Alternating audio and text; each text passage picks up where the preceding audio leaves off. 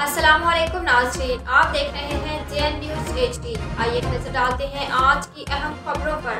साजिद इकबाल घोमान की रिपोर्ट के मुताबिक सालाना मुकाबला बॉडी बिल्डिंग जूनियर और मिस्टर पाकिस्तान फिजिक्स और मास्टर और मिस्टर पाकिस्तान 2023 की तकरीब में chairman GTA Vasa Ali Ashraf Mughal, ticket holder PP 60 Rizwan Aslam but, सदर पंजाब बॉडी बिल्डिंग शहबाज मुगल, साबिक MNA चौधरी इमरान उल्लाह चौधरी, रिजवान मुस्तफ़ा सियान, सदर Punjab body building Chaudhry Ali Jatt, Usman Ahmed Muzaffar, chairman body building federation Gujranwala, mister Pakistan समेत दीगर पोजीशन होल्डर्स में मेडल तकसीम करते हुए